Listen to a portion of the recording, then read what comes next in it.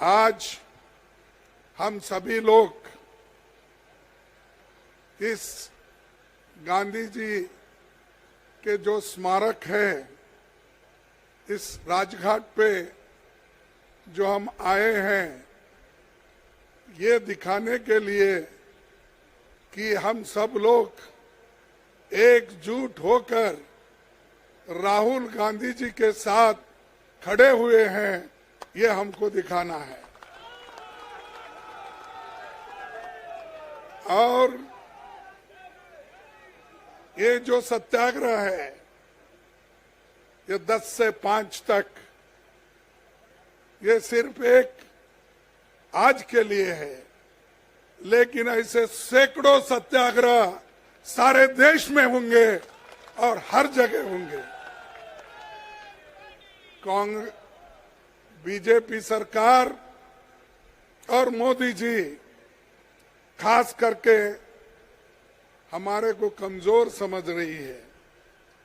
अगर कोई व्यक्ति अहंकार से हमारे को कुचलने की कोशिश करता है, तो उसका मुंहतोड़ जवाब देने का भी हमारे पास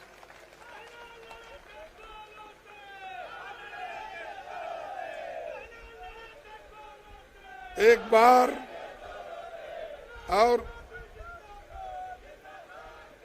बार मुझे याद है, जब मैं विद्यार्थी था तो लॉ में पढ़ता था, तो उसी वक्त ये पाकिस्तान का युद्ध हो रहा था। तब लाल बहादुर शास्त्री जी ने एक बात कही थी, हमें कमजोर मत समझो, हमारे पास वो शक्ति है, ईंट का जवाब पत्थर से देंगे।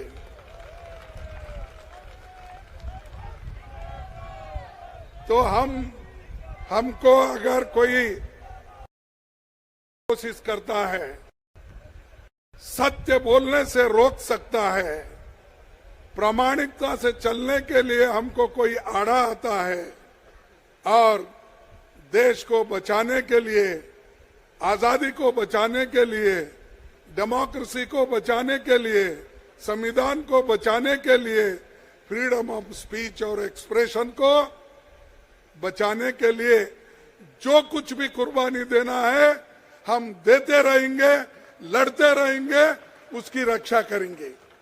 यही काम राहुल गांधी जी कर रहे हैं। किनके खिलाफ लड़ रहे हैं?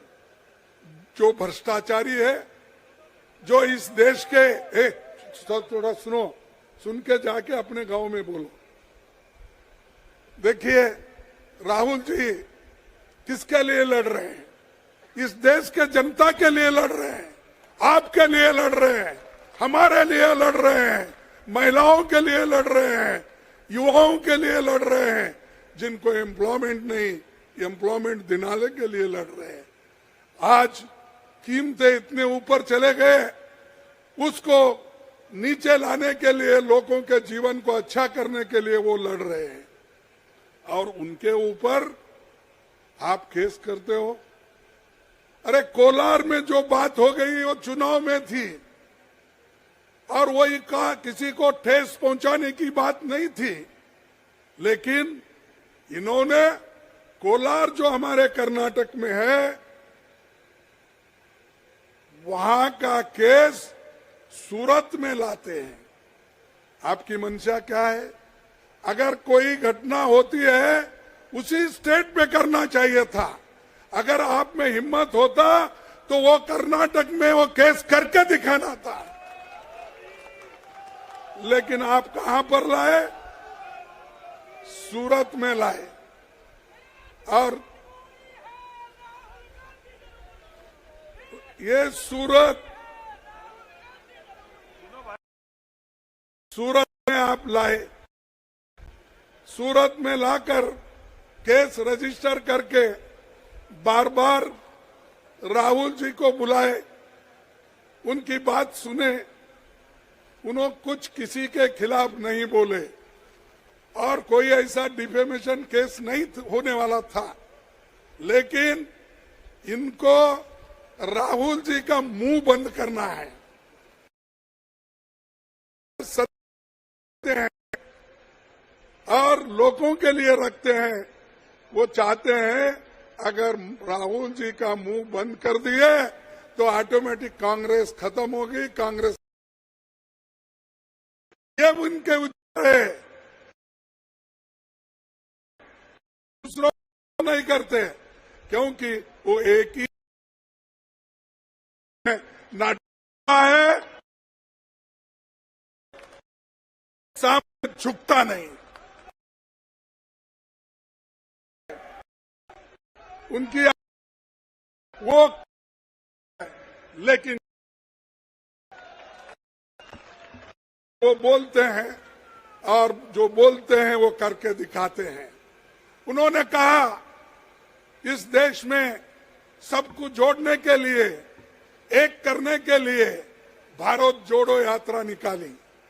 कन्याकुमारी से लेकर कश्मीर तक 4000 किलोमीटर व्यक्ति ने हिंदुस्तान में पैदा किया, जो सारे लोग जुड़ गए, लाखों लोग जुड़ गए, करोड़ों लोग बारिश में आए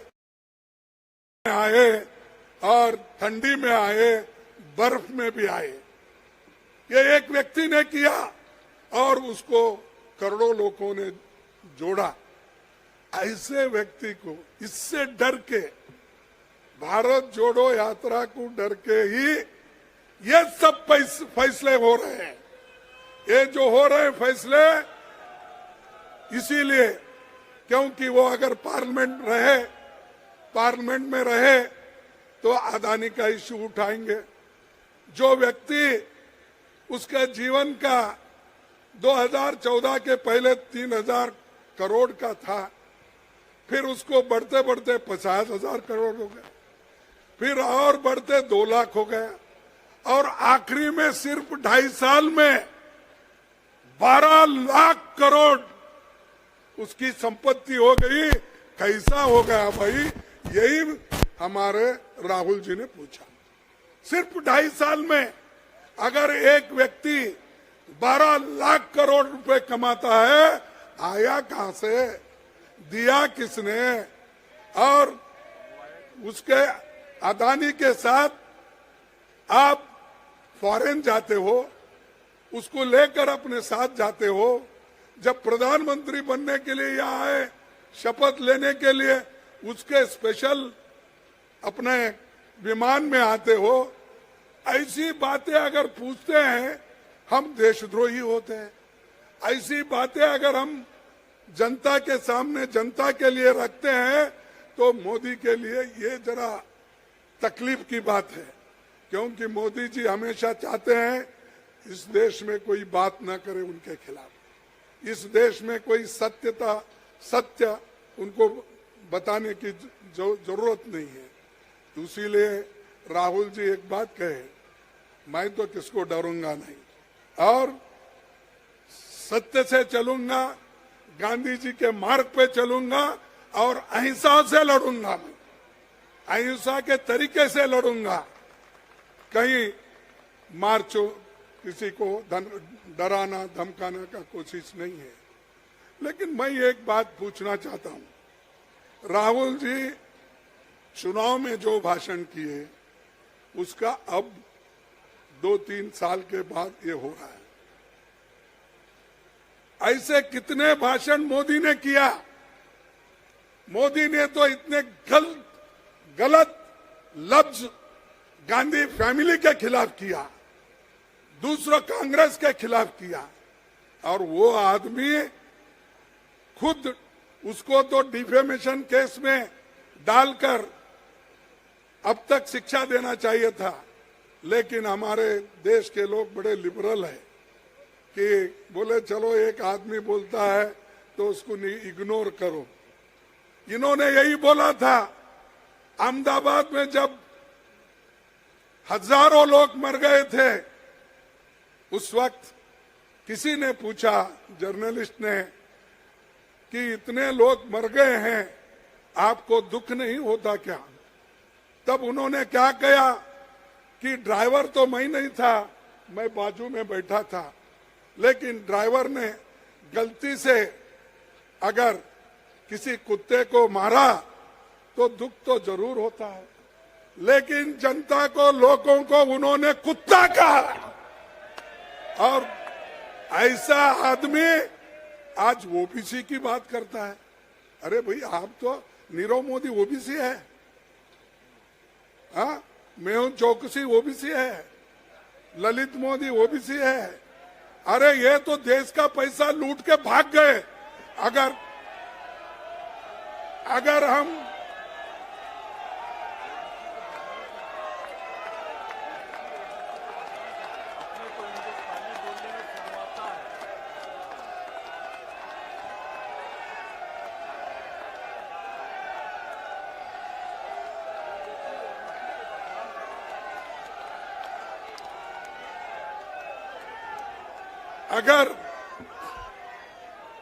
अगर ये भगोड़े हैं और भगोड़ों को बोले तो आपको क्यों दर्द होता है?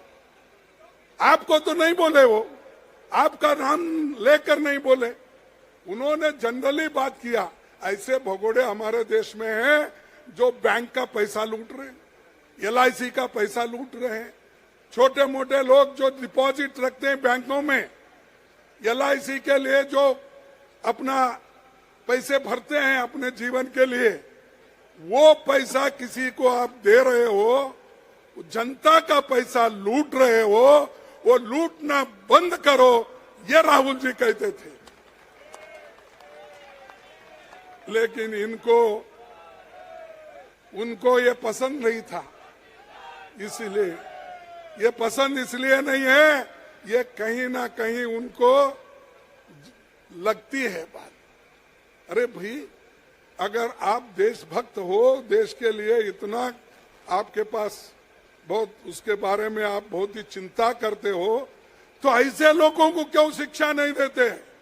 जो पैसे बचाने के लिए, देश को बचाने के लिए जो इंसान काम करता है, उसको आप जेल भेजते हो, और जो लूटता है उसको बाहर भेजते हो।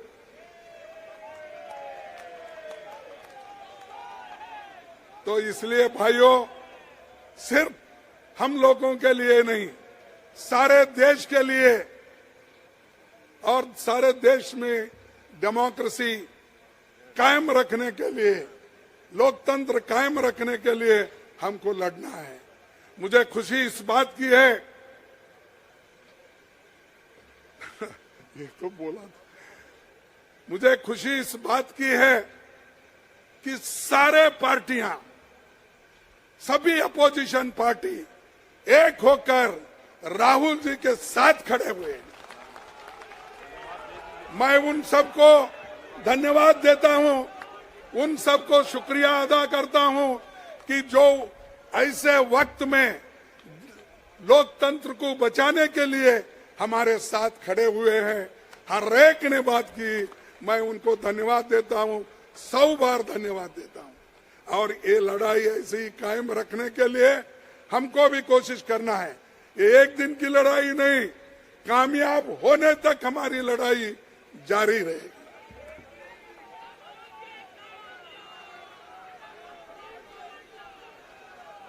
तो हमने एक बार ये बात कही थी, कल फिर मेरे बारे में मोदी जी ने जाके कर्नाटक में कुछ कहा है, लेकिन मैं उसका उत्तर यहां नहीं देता, फिर कर्नाटक में जाके ही दूंगा।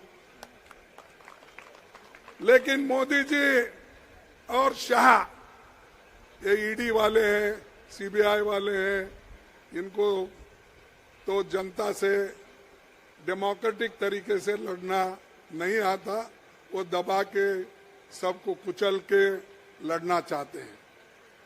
तो मैं एक बात कहूंगा, खूब करो मोदी जी कोशिश हमें मिट्टी में दबाने की, खूब करो मोदी जी हमें मिट्टी में दबाने की, लेकिन आपको नहीं मालूम हम बीज हैं, बार बार उगते रहते हैं।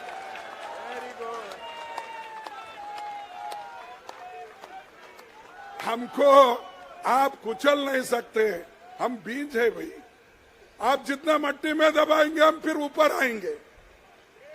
तो ये उनकी एक ये है, क्या है कि ऐसा हम करते गए, सताते गए, राहुल जी को डिस्क्वालीफाई करे। अरे डिस्क्वालीफाई जनता करने दो ना, तुम क्यों क्योंकि तुम्हारे खिलाफ तो नहीं बोल रहे, देश को बचाने के लिए बोल रहे, चोरों के खिलाफ बोल रहे, फिर चोरों का साथ क्यों दे रहे आप? लूटने वालों का साथ क्यों दे रहे, लुटेरों का साथ क्यों दे रहे, फाइट करने वाले लोग उनका साथ क्यों दे रहे, जाति जाति में झगड़ा क्यों लगा रहे? तो इसीलिए हम सब लोग एक होकर लड़ना है और राहुल जी का संदेश घर घर पहुंचाना है।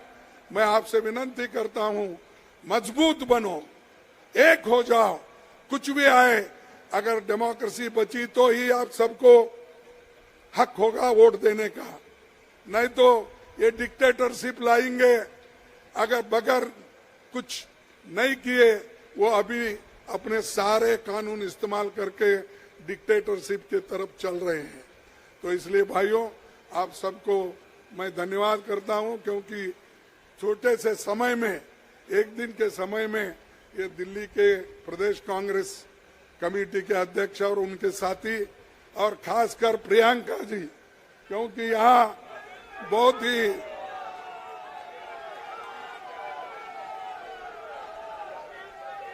तो उनके कॉन्स्टिट्यूंसी, उनके प्रदेश के, उत्तर प्रदेश के भी लोग बहुत आए हैं और सभी लोग मैं देख रहा हूं यहां से कोने तक लोग लगे हैं, यहां से कोने तक लगे हैं, आप पीछे मोड़ के देखिए। तो ये जोश लोगों में है, इसको कायम रखना चाहिए। इतना कहते हुए मेरे भाषण को समाप्त करता हूं। जय हिंद, जय कांग्रेस। मैं बोलूंगा जय हिंद, आप बोलिए जय हिंद। अरे मोदी अगर सो भी गया है तो जागना चाहिए। जय हिंद, जय हिंद। राहुल गांधी, राहुल गांधी, सोनिया गांधी, सोनिया गांधी। धन्यवाद आपको और एक बार